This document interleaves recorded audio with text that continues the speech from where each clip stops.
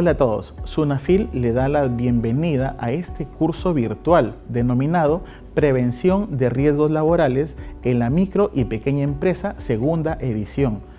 Quien les acompañará el día de hoy en la ponencia denominada Ley de Seguridad y Salud en el Trabajo y su reglamento será mi persona, Darwin Alexis Luna Torres, especialista en materia de seguridad y salud en el trabajo. Acompáñanos. Muy bien, en ese contexto debemos considerar que debemos evidenciar o debemos recurrir principalmente al marco normativo. Y en este contexto vamos a revisar en principio la Ley 29783, que es la Ley de Seguridad y Salud en el Trabajo. Asimismo, se debe revisar o en este caso analizar el Decreto Supremo número 05 del año 2012-TR, la cual aprueba el reglamento de la Ley de Seguridad y Salud en el Trabajo. Asimismo, corresponde revisar la Resolución Ministerial número 050 del año 2013-TR, la cual contiene unos formatos con un contenido mínimo obligatorio respecto a los registros que nos señala el artículo 33 del reglamento de la Ley 29783, entre otras disposiciones normativas que resulten ser aplicables a esta materia. Muy bien, continuemos. Además, hay que recordar que tanto la Ley de Seguridad y Salud en el Trabajo como su reglamento tienen un objetivo en particular, y este objetivo en particular es promover una cultura de prevención de riesgos laborales en el país. Es decir, estas normas tienen un carácter preventivo y como tal buscan que los empleadores deban interiorizar o deban implementar a la interna diversas disposiciones preventivas a efectos de reducir los accidentes de trabajo, incidentes peligrosos y enfermedades profesionales. Aquí cabe resaltar que existen roles fundamentales. Por un lado tenemos el empleador, que tiene el deber de prevención, y este es quien garantiza en el centro de trabajo el establecimiento de aquellas condiciones que permitan proteger la vida, la salud de los trabajadores, y no solo de sus trabajadores, sino también de aquellos que sin tener un vínculo laboral se encuentran dentro de sus instalaciones del ámbito laboral. Por otro lado, hay que reconocer el derecho que tienen los trabajadores, que estos deben participar dentro de un sistema de gestión de seguridad y salud en el trabajo. Hay que recordar este término, sistema de gestión, dado a que lo vamos a revisar a lo largo de la presentación. Por otro lado, hay que señalar que en este caso el Estado tiene un rol preponderante, en este caso a través de la Superintendencia Nacional de Fiscalización Laboral, se encargará de fiscalizar y controlar que se cumpla por parte de los empleadores las disposiciones normativas en materia de seguridad y salud en el trabajo, dada la ponencia que estamos viendo el día de hoy. En este contexto, precisamos que la Ley 29783 resulta ser una norma de carácter transversal, es decir, esta es una norma que aplica no solamente al régimen del sector privado, sino que también engloba a lo que es el régimen público, a las Fuerzas Armadas, a la Policía Nacional, incluso a los trabajadores por cuenta propia. Por tanto, debemos precisar que la seguridad y salud en el trabajo es una responsabilidad de todos y todos debemos participar dentro de un sistema de gestión de seguridad y salud en el trabajo, dado a que es un derecho fundamental.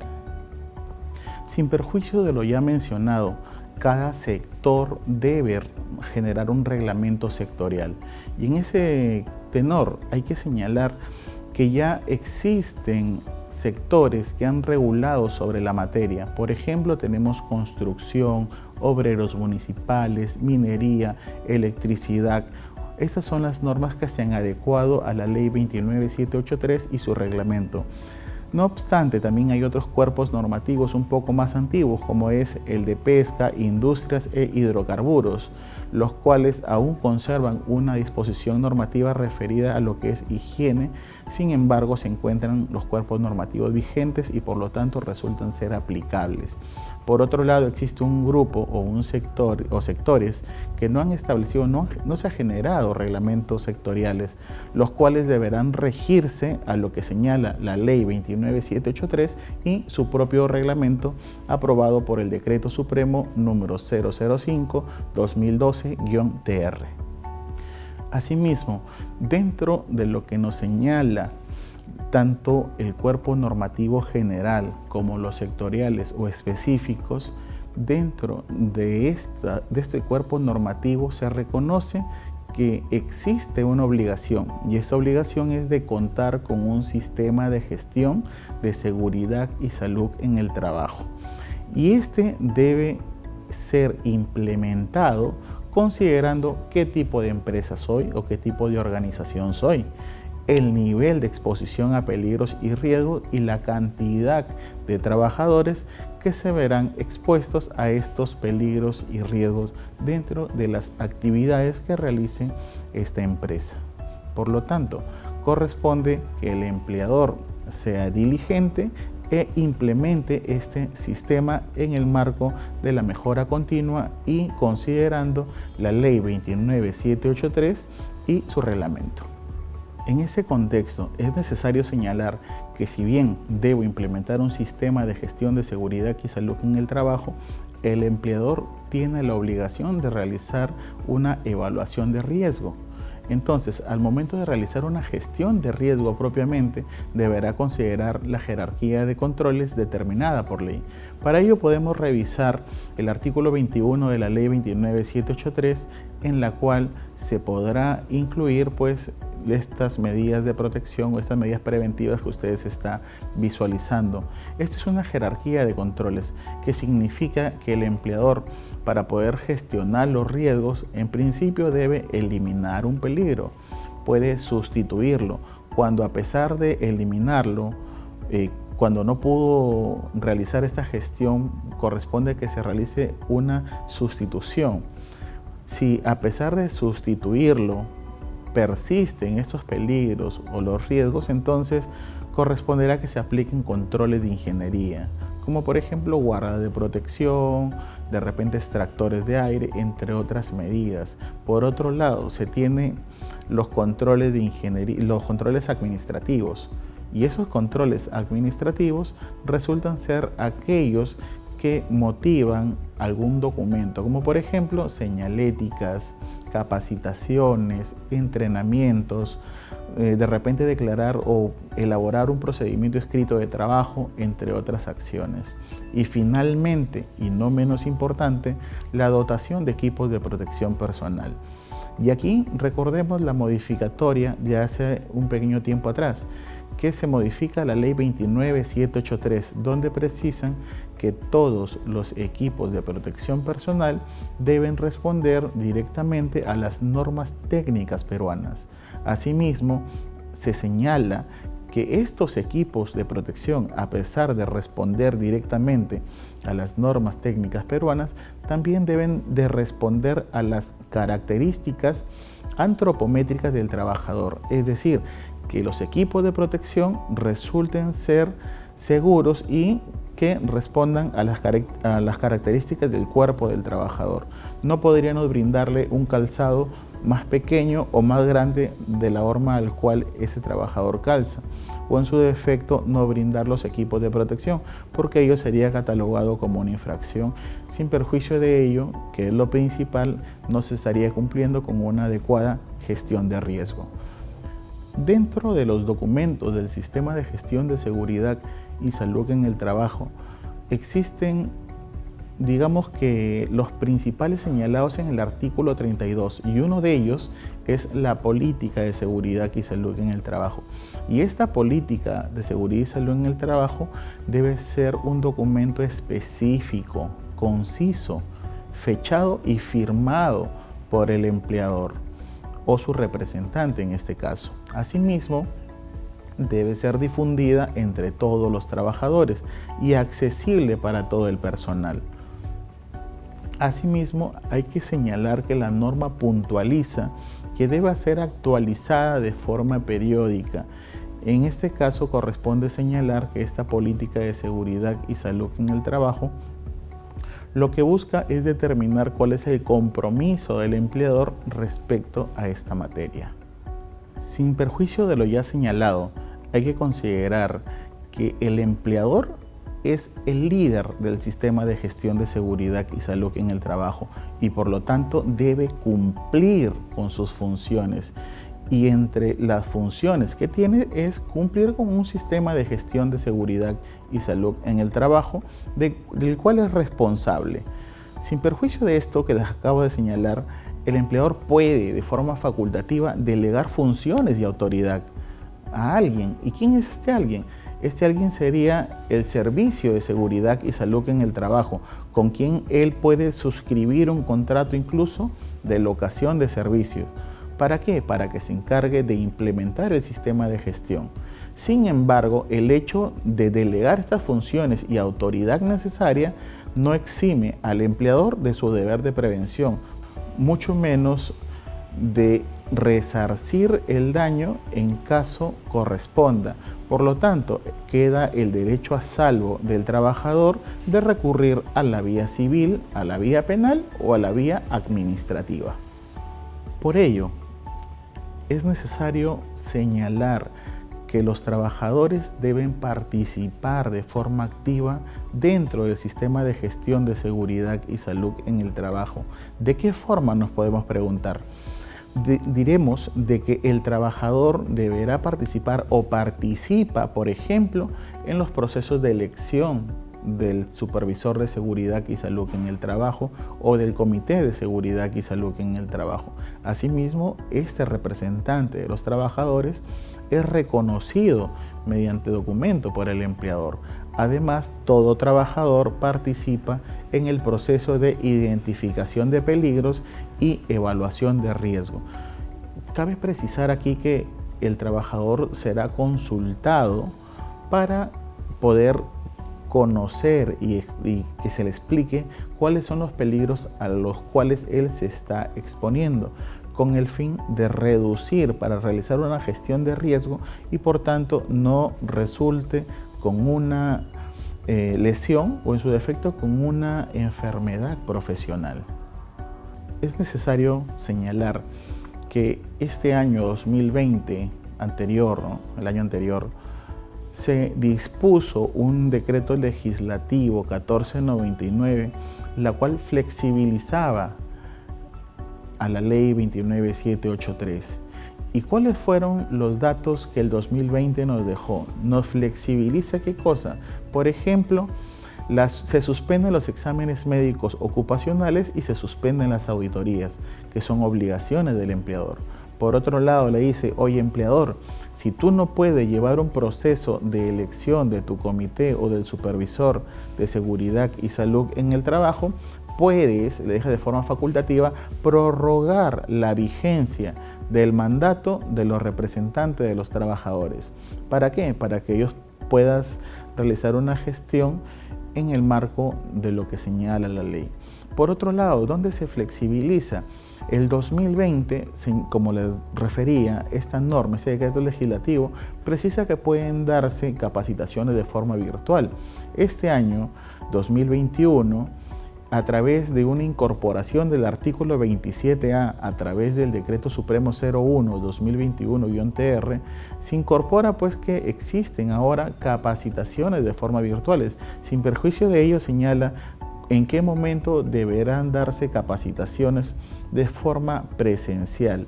Ojo, que lo que busca es una interacción entre el ponente y la persona que está recibiendo la capacitación, a efectos que se pueda dilucidar todo tipo de interrogante y el capacitado pueda comprender respecto a sus riesgos que se encuentran asociados a sus labores. Por lo tanto, debe cumplirse a cabalidad lo señalado dentro de estos cuerpos normativos. Y uno justamente de los componentes importantes de nuestro sistema de gestión y dentro de la gestión de riesgo es la presencia del Comité de Seguridad y Salud en el Trabajo o del Supervisor de Seguridad y Salud en el Trabajo. ¿Cuándo debo contar con un Comité de Seguridad y Salud en el Trabajo? Deberé contar con un Comité de Seguridad y Salud en el Trabajo cuando el empleador tenga de 20 a más trabajadores. Pero si yo soy una empresa que tiene menos de 20 trabajadores, desde 1 hasta 19, entonces corresponde que los trabajadores elijan a un supervisor de seguridad y salud en el trabajo. ¿Y cuáles son los requisitos para ser miembro del comité o supervisor de seguridad y salud en el trabajo? Bueno, si eres representante de los trabajadores o del empleador, deberás cumplir ¿con qué? Con ser un trabajador del empleador. Por otro lado, deberás tener mínimo 18 años de edad y de forma facultativa, nos señala la norma que de preferencia contar con capacitaciones sobre esta materia o trabajar cerca a lo que es una gestión de riesgo, ¿no? En este contexto cabe señalar algo importante. El Comité de Seguridad y Salud en el Trabajo lo que busca propiamente es coadyuvar al deber de prevención, coadyuvar en la prevención de riesgos laborales. Busca básicamente esto. Por eso, el Comité de Seguridad y Salud en el Trabajo está compuesto por dos partes. Digamos que una parte es elegida o seleccionada por el empleador a través de sus trabajadores de dirección y confianza, mientras que los trabajadores van a elegir a sus representantes y los eligen con excepción de los trabajadores de dirección y confianza, y van a realizarlo a través de una votación secreta y directa de forma presencial o no presencial.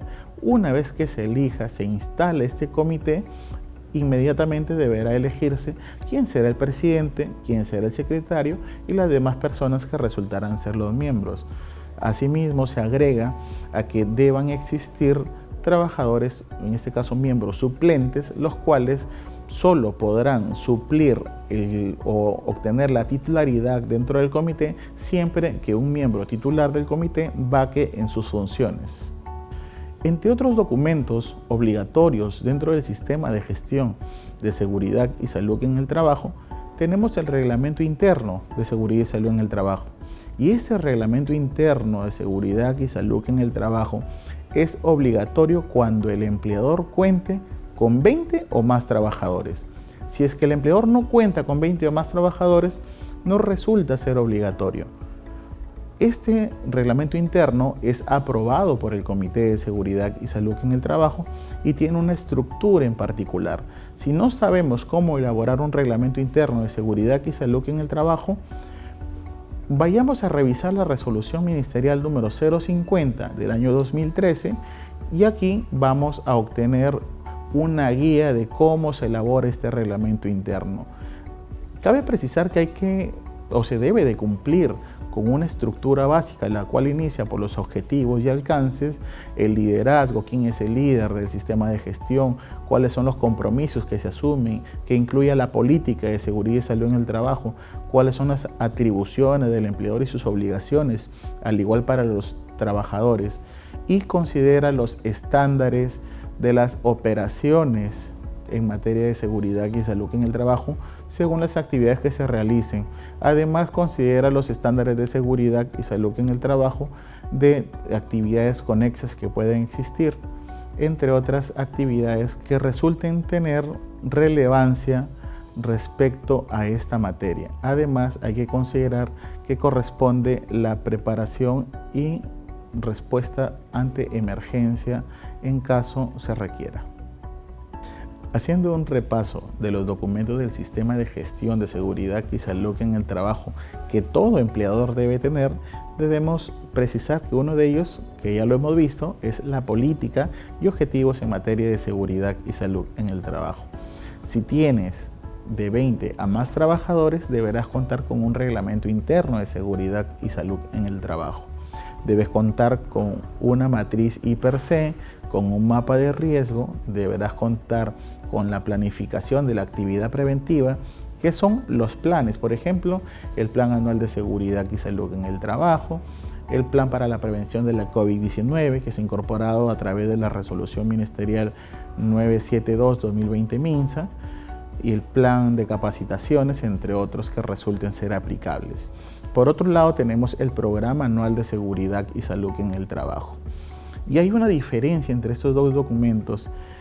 El Plan Anual de Seguridad y Salud en el Trabajo contiene, por ejemplo, el qué, y en el cual se va a determinar qué acciones se van a realizar, cómo se van a realizar. Mientras que el Programa Anual de Seguridad y Salud en el Trabajo tiene el cuándo se van a ejecutar. Es decir, el Programa Anual de Seguridad y Salud en el Trabajo es como una suerte de un calendario en el cual se va a reflejar cuándo se va a materializar las acciones consideradas dentro del plan.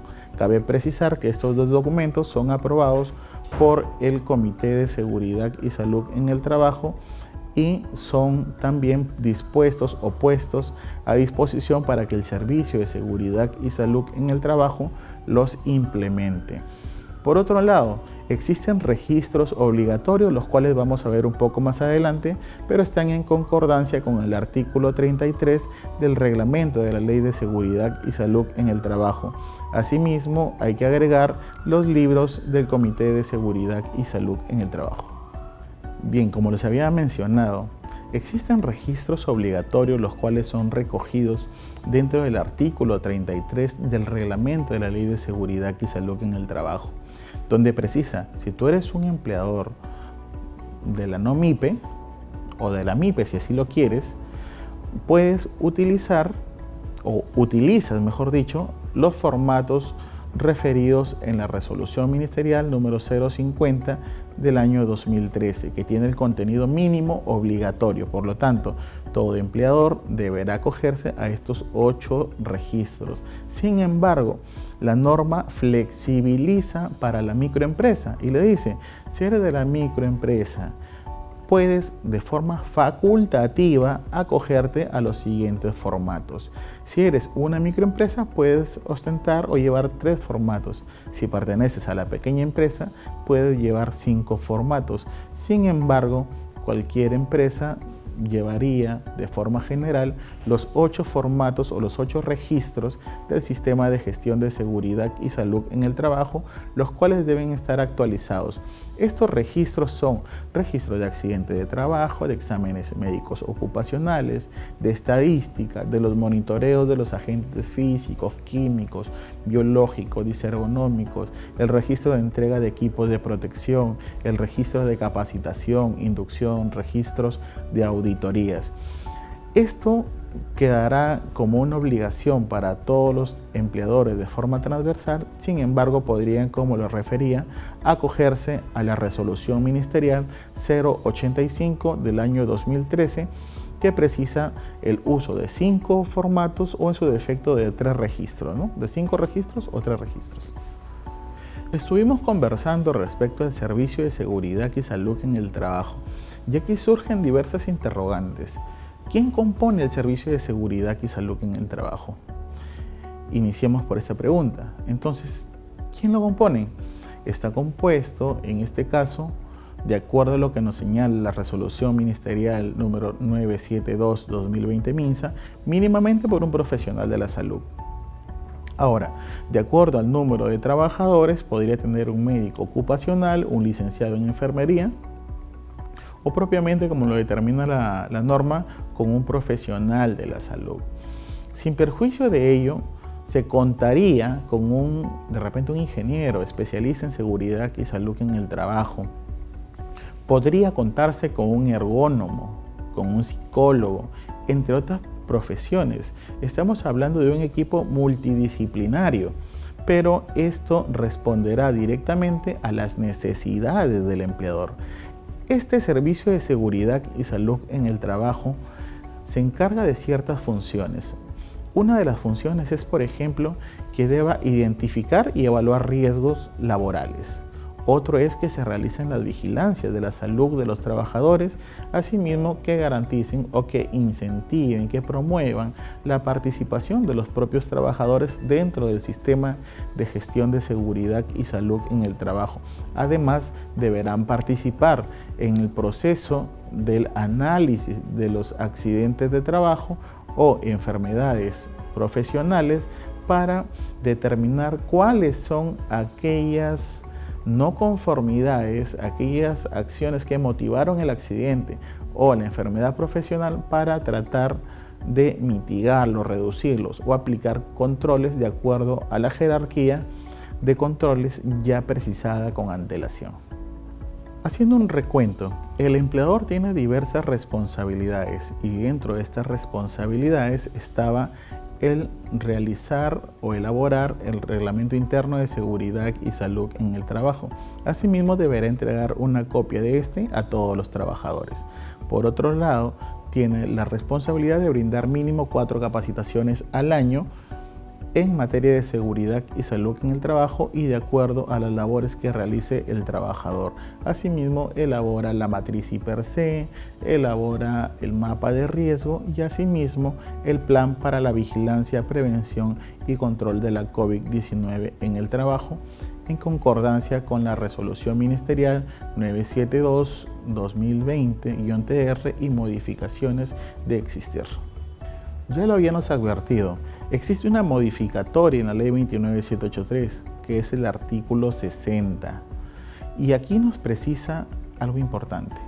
Nos dice, el empleador es responsable de proporcionar equipos de protección, considerando la labor del trabajador, siempre que no puede eliminar en el origen los riesgos laborales. Y es lo que yo les decía anteriormente.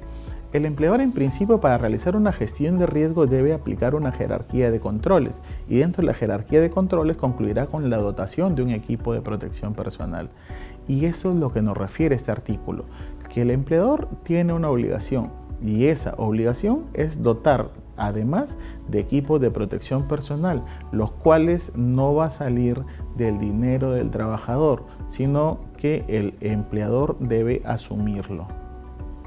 Bien, como se había señalado y en atención a la lámina anterior, debemos recordar que estos equipos de protección personal deben cumplir con ciertas características y con lo que debe cumplir de acuerdo a lo que nos señala este artículo 60 es que debe asumir las implicancias normativas que refieren las NTP, es decir, las normas técnicas peruanas señaladas por INACAL.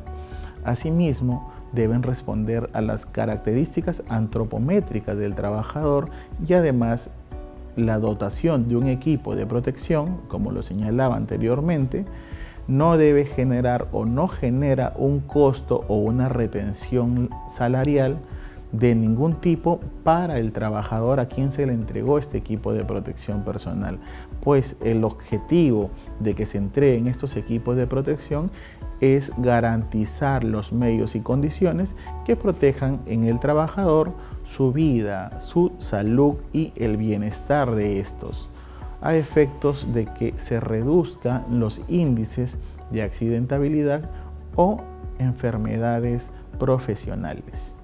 Dentro del sistema de gestión de seguridad y salud en el trabajo, lo que se prevé es que se deba generar una línea base.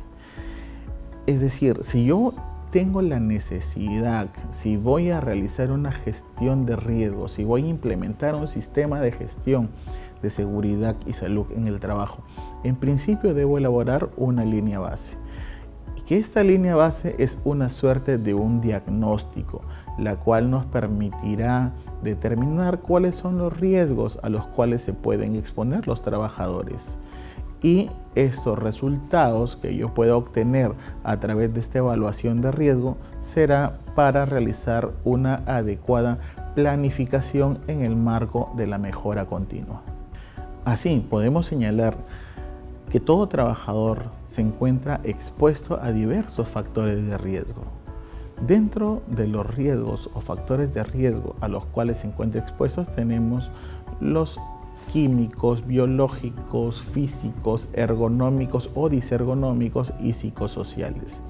Con esto queremos decir que un trabajador siempre estará expuesto a diversos factores de riesgo, entre los cuales podemos resaltar propiamente los biológicos, dada la coyuntura, que es el SARS-CoV-2. Por ejemplo, también tenemos una exposición de tipo físico, ¿no? Que es la exposición a ruido, a iluminación, que puede ser en exceso o en defecto.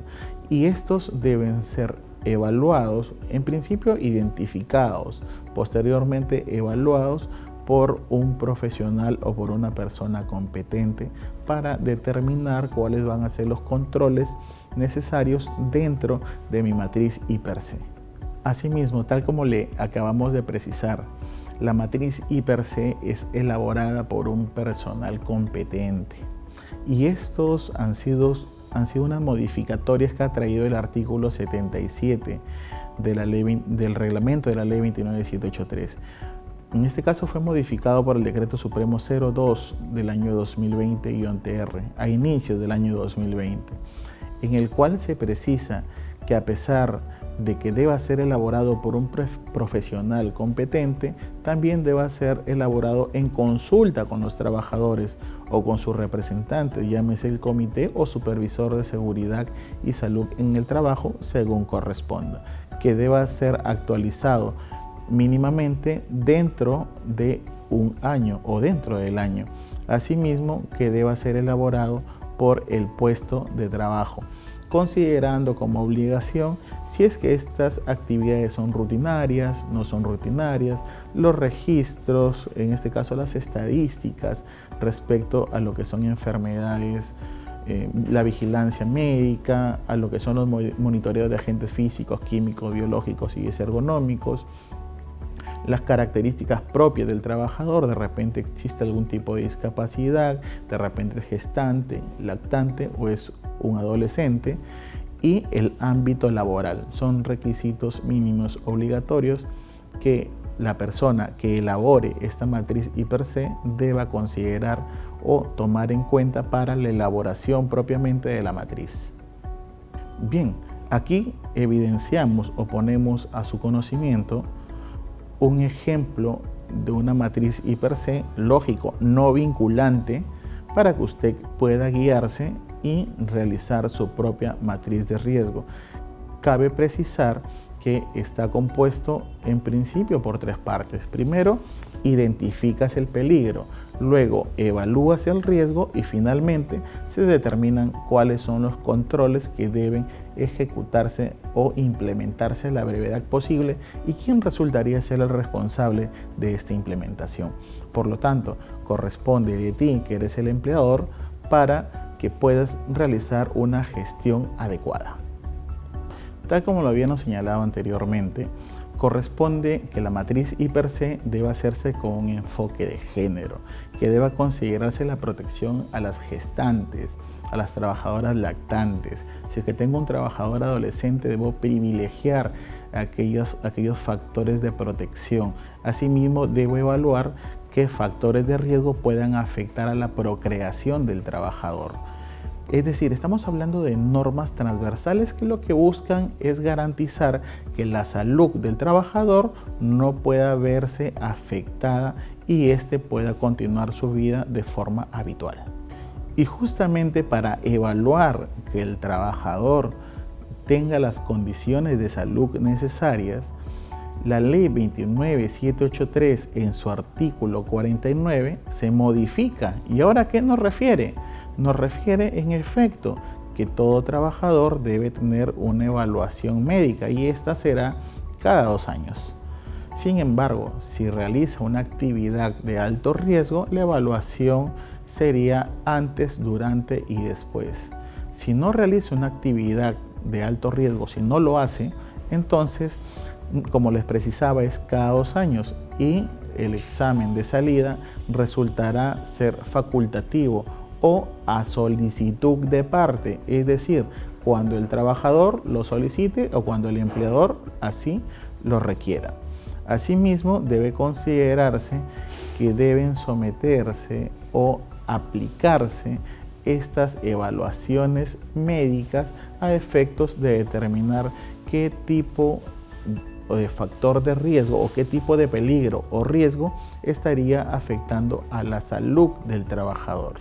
Y dada la coyuntura, este artículo 49 modificado dentro de la ley 29783 recoge algo en particular y nos dice: si es que existe una declaración de emergencia sanitaria, tal como lo vivimos en la actualidad, el empleador debe ejercer una vigilancia de tal forma que permita controlar la propagación de enfermedades transmisibles.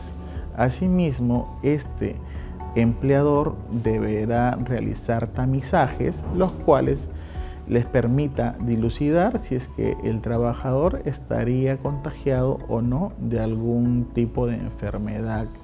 Por lo tanto, estas pruebas no van a recaer, o el costo de estas pruebas no recaen sobre el trabajador. La norma así lo señala. Nos dice que el costo que generen estas pruebas de tamizaje no generará una retención salarial de ningún tipo para el trabajador. Por lo tanto, corresponde que el empleador íntegramente lo deba asumir. Dentro del sistema de gestión de seguridad y salud en el trabajo, resulta necesario la planificación. Y para poder tener una correcta planificación es necesario determinar objetivos. Y estos objetivos deben ser enfocados en el logro de resultados. Por lo tanto, los objetivos que nos tracemos deben ser específicos, realistas y posibles de alcanzar. Por ello es que en la gestión de riesgo propiamente que se realice por el empleador a través del servicio de seguridad y salud en el trabajo, debe enfocarse bajo un enfoque de mejora continua en los procesos, en las actividades referidas a la prevención de riesgo. Respecto a este programa anual de seguridad y salud en el trabajo, ya lo habíamos señalado con antelación. Este programa responde directamente a un plan anual de seguridad y salud en el trabajo. El plan le refería que contiene, el plan anual de seguridad y salud en el trabajo contiene el qué voy a hacer y cómo lo voy a hacer. Sin embargo, nuestro programa anual de seguridad y salud en el trabajo contiene el cuándo. Significa que debe contener cuándo voy a ejecutar lo ya plasmado dentro del plan. Con esto quiero decir que los dos documentos se integran y con ello permitirá una adecuada gestión de riesgo. Además, es sabido que a pesar de realizar una gestión de riesgo, siempre podría ocurrir algún incidente o un accidente de trabajo. Entonces, corresponde que el empleador, a través de nuestro servicio de seguridad y salud en el trabajo, deba participar y realizar la investigación de accidentes, incidentes y enfermedades profesionales. Aquí debemos considerar que hay diversas metodologías para poder realizar nuestra investigación del accidente. Queda a discreción del empleador o de las personas que realicen esta investigación el determinar cuál es la metodología que nos permitirá evidenciar cuáles son las causas que motivaron la ocurrencia o el siniestro o la enfermedad profesional. Por lo tanto, corresponde que las personas involucradas de esta investigación deban estar correctamente capacitadas y entrenadas.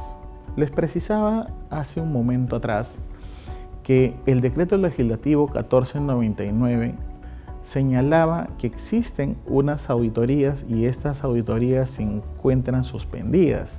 Muy bien, es cierto, las auditorías que deben realizarse dentro del sistema de gestión de seguridad y salud en el trabajo deben ser realizadas por un profesional registrado en el Ministerio de Trabajo y tienen que realizarse cada 2 años o cada 3 años de acuerdo a al tipo de actividad que tenga el empleador.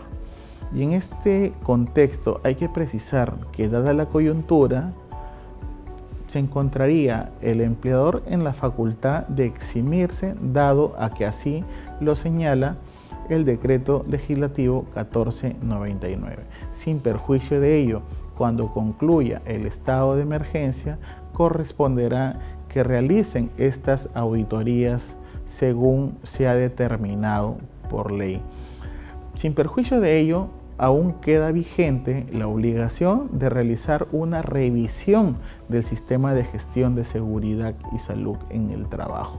Por lo tanto, el personal encargado del servicio de seguridad y salud en el trabajo deberá realizarlo en el marco de la ley. Nuestro sistema de gestión de seguridad y salud en el trabajo se encuentra enmarcado en el plan de la mejora continua. Es decir, a pesar de contar ya con un sistema de gestión implementado, siempre debe considerarse que se tiene que mejorar de forma continua según lo señala el ciclo de Deming. Y para este caso corresponde que revise, por ejemplo, las no conformidades de las auditorías, de las revisiones del sistema de gestión de seguridad y salud en el trabajo, las inconsistencias realizadas dentro de la matriz I+C. En este caso también podría incorporarse lo que son las revisiones de las investigaciones de accidentes, de incidentes o enfermedades profesionales, y asimismo se tendrá que recoger las recomendaciones del Comité de Seguridad y Salud en el Trabajo o el Supervisor de Seguridad y Salud en el Trabajo, según corresponda, sin perjuicio que también se acoja ciertas recomendaciones que puedan emitir los trabajadores o sus representantes según lo señalan los cuerpos normativos. Visto todo esto hasta el momento, debemos considerar que todo empleador en el marco de sus obligaciones tiene ciertas responsabilidades, y estas responsabilidades son responsabilidad civil, tiene una responsabilidad penal y una responsabilidad administrativa. Por ejemplo, si sufro un accidente de trabajo, tengo la pérdida de un miembro superior o parte de uno de ellos, por ejemplo, se pierde un falange de un dedo, entonces yo podría recurrir ante un juez y demandar a mi empleador en la vía civil y solicitar una indemnización por daños y perjuicios, según corresponda. Además, si se expone en riesgo grave e inminente mi vida, podría denunciar a mi empleador o a quien resulte responsable en atención al artículo 168A del Código Penal, en el cual precisa que podría el que resulte responsable tener una pena de 2 hasta 8 años de pena privativa de la libertad. O en la vía administrativa, a través de la Autoridad Inspectiva del Trabajo o a través de su NAFIL, corresponderá que se pueda determinar si es que el empleador ha cumplido con sus obligaciones. Caso contrario, conllevará también a una infracción bajo esta responsabilidad. En el marco de la responsabilidad administrativa, tal como les había señalado, podemos citar el Decreto Supremo 019-2006-TR, que es el reglamento de la Ley de Inspecciones, y justamente en materia de seguridad y salud en el trabajo nos refiere que el hecho de incumplir con las obligaciones en este caso de no actualizar los registros que nos señala el artículo 33 del reglamento de la Ley de Seguridad y Salud en el Trabajo, resulta ser una infracción de tipo grave. O en su defecto, si no implemento un sistema de gestión de seguridad y salud en el trabajo, o no implemento o no cuento con un reglamento interno de seguridad y salud en el trabajo, la infracción resultará ser muy grave. Entonces, dadas estas tipificaciones y según lo que hemos advertido hasta el momento, de existir alguna denuncia, alguna solicitud o a petición interna o por una decisión del inspector, cualquiera sea la forma en que se motive la generación de una orden de inspección, el inspector va a realizar un proceso o un procedimiento inspectivo. Una vez que se genere esta orden de inspección, se asigne un inspector y el inspector tome conocimiento, tenga esta orden, tiene un plazo de 10 días hábiles para realizar su primera actuación inspectiva. Una vez que realice su primera actuación inspectiva, tendrá un plazo de 30 días para poder concluir con este procedimiento inspectivo, para lo cual podrá concluir con un acta de infracción cuando se ha evidenciado o ha constatado que se han vulnerado derechos de los trabajadores, es decir, si infringió las normas, terminará en una acta de infracción. Sin embargo, podrá concluir con un informe cuando el empleador ha sido diligente y por lo tanto no se ha visto vulnerado ningún derecho y actuado en el marco de la legalidad. Sin perjuicio de lo señalado, también se realizan acciones previas y es por ello que es posible que usted haya recibido una carta inductiva o una carta disuasiva en la cual se precisa de que usted debe cumplir con ciertas obligaciones y se le solicita a través de casilla electrónica que deba acreditar cierta información. Lo que se busca a través de estas acciones previas es que el empleador pueda cumplir con sus obligaciones y así se pueda ver reflejado en el bienestar o en el beneficio de los trabajadores, los cuales saldrán de repente de una condición que no es amigable para su salud a una que resulte emitir condiciones favorables para su trabajo adecuado, para que se promueva un empleo digno. En el caso de que exista un procedimiento inspectivo, el inspector actuante podrá recorrer tus instalaciones, deberá utilizar sus equipos de protección personal y además podrá requerirte información necesaria que requiera para poder verificar que usted está cumpliendo como empleador, que se está cumpliendo los derechos de los trabajadores. Por lo tanto, se le insta a que deban brindar las facilidades para que el inspector del trabajo deba cumplir con sus obligaciones y así pueda evitar infracciones y por otro lado se coadyuve a la reducción de accidentes de trabajo y enfermedades profesionales. En el procedimiento inspectivo podrá advertirse infracciones de tipo subsanables y también podrán advertirse infracciones de tipo insubsanables. Por ejemplo, resultará ser subsanable cuando a un trabajador no se le ha brindado una capacitación. Sin embargo, resultará o deviene en insubsanable cuando al trabajador sufre un accidente de trabajo, por ejemplo, por el uso de una maquinaria y nunca fue capacitado para tal fin. Por lo tanto, ya no podríamos retroceder en el tiempo y capacitar al trabajador o dotarle de equipos de protección. Por lo tanto, esta materia deviene en insubsanable. Y según ello, deberá catalogarse qué tipo de infracción se ha cometido, si es una infracción de tipo leve, si es una infracción de tipo grave o una infracción de tipo muy grave, de acuerdo a los artículos 26, 27 y 28 del reglamento de la Ley General de Inspecciones.